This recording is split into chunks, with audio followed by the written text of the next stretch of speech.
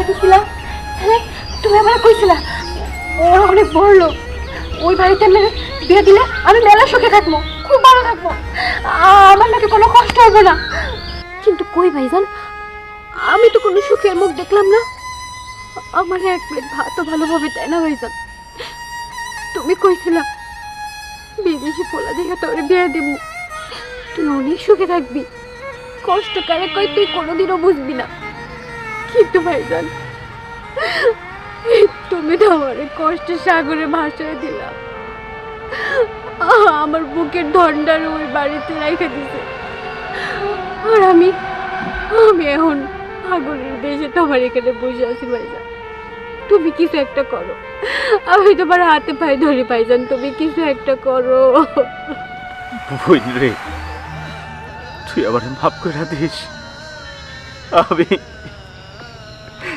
আমি কি করব? আমি তো বুঝতে পারি নাই রে বোন, আমি তো বুঝতে পারি নাই। তুই আমায় মাফ করে দিস বোন। ভাইজান তোমার মনে আছে তুমি আমার ছোটবেলায় একবার বলছিলাম তুমি আমার কোনোদিন কষ্ট দিবা না, তুমি নাকি আমার বাবা। আমি তোমার ছোটবেলা থেকে আমার বাপ মা সব কিছু মাইনাসছি ভাইয়া। তোমার বুকে থাকাকালীন আমি কোনো কষ্ট পাই নাই, একবেলা না খাওয়াও থাকি নাই। তুমি আমার কত আদর করছো, মা বাপ নাই আমার এটা বুঝতেই দাও নাই। ছোটবেলা থেকে মা বাপ ছাড়া তোমার কাছেই বড় হয়েছে, কিন্তু তুমি আমার বিদেশি পোলার কাছে বিয়ে দিয়া আমার সুখী করতে চাইছিল না, আমার তো কোনোদিন ভাতের অভাব দিতে চাইছিল না।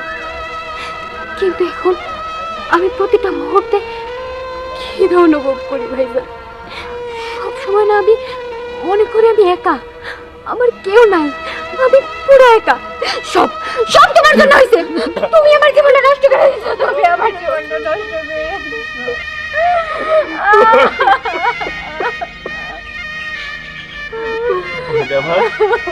কান্দে না, সব ঠিক হয়ে যাবে। চল বোন, ঘরে চল।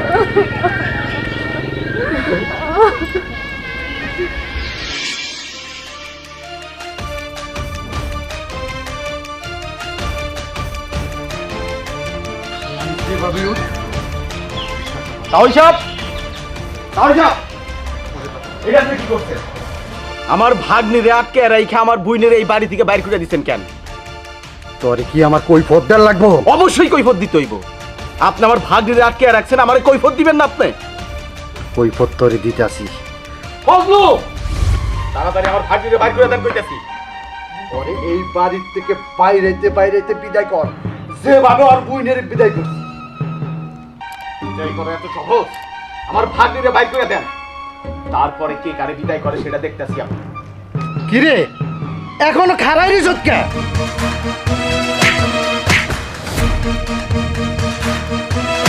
মন্দির বাচ্চা কত বড় সাহস, আমারে ঠেট যায়। হ্যাঁ আজকে মারতে মারতে মাইলেই হবে।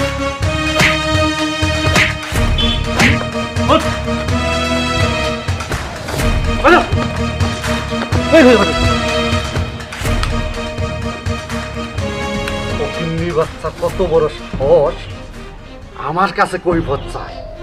দিছি না তোরা কৈফিয়ত?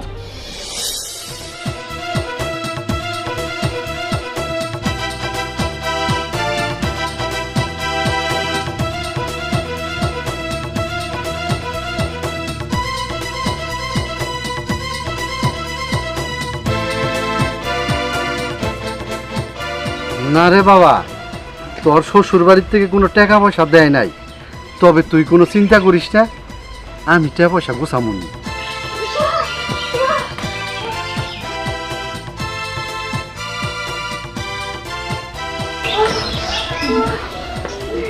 কিরে ফকিন্নির বাচ্চারা, তোরা এই বাড়িতে? তাউসা, আমার বুইনের একটু পানি দেন না, একটু পানি দেন। পানি? যেই পর্যন্ত টাকা পয়সা না নিয়ে আসতে পারবি সেই পর্যন্ত এক ফোঁটাও পানি দেব না। আচ্ছা আচ্ছা ঠিক আছে, আমি টাকার ব্যবস্থা করতেছি, তুই থাকবো।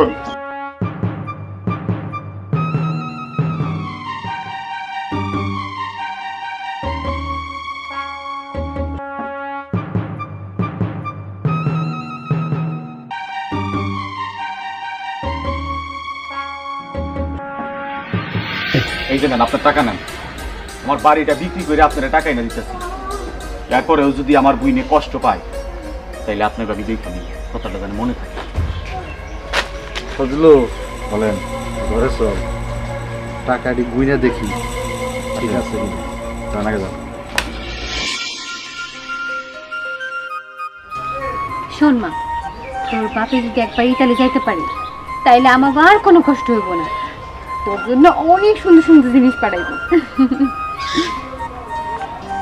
দেখি এই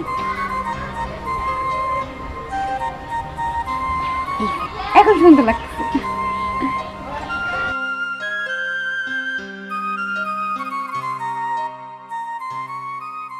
বোন, তুই এখানে বসে রইছস? ওইদিকে তো একটা ঘটনা ঘটে গেছে। কি ঘটনা, কি হয়েছে? তোর ভাই তো আর নাই। কি করে তুমি? তোমার মাথা ঠিক আছে? কথা বলি না তো? আমার মাথা ঠিক আছে। ভাই ভাই ভাই!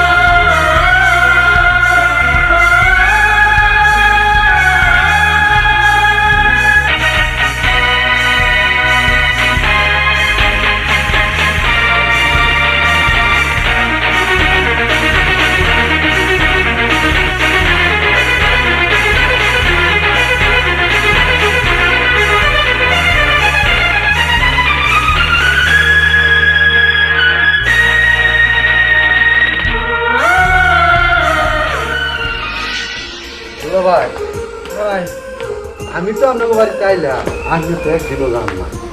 ভাই আমার সঙ্গে সময় পাই না, খুব ব্যস্ত, দোকানপাট করি তো। যাবেন কে?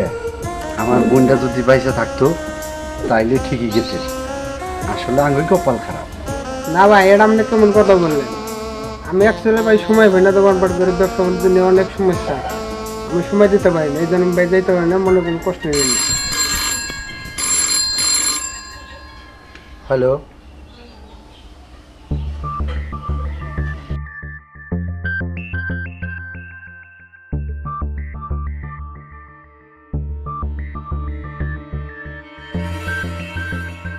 আব্বা, কে ফোন করছে?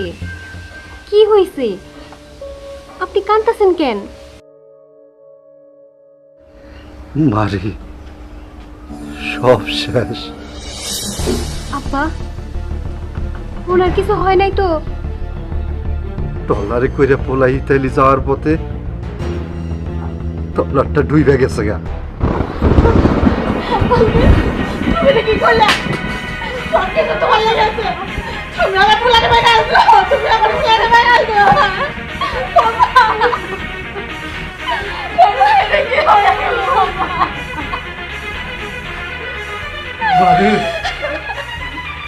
সব দোষ আমার। আব্বা এগুলো কি হইতেছে? মারে সব দোষ আমার। আমার নিজে আজকে আমার পোলাটা মহিরা গেছে। মার আমার, তোরা মার, আমার দিকে সব হয়েছে। আল্লাহ, এটা তুমি কি করলা? আমারে মাইরা ফালা, মারতে মারতে মাইরা ফালা। মা, আমার কারণে তোমার ভাইটা মারা গেছে। আজকে পোলাডারে হারাইলাম। মা, আমারে ক্ষমা করে দিও। তুমি যদি ক্ষমা না করো, স্বয়ং ওই আল্লাহ আমারে ক্ষমা করবো না। আমারে ক্ষমা করে দাও।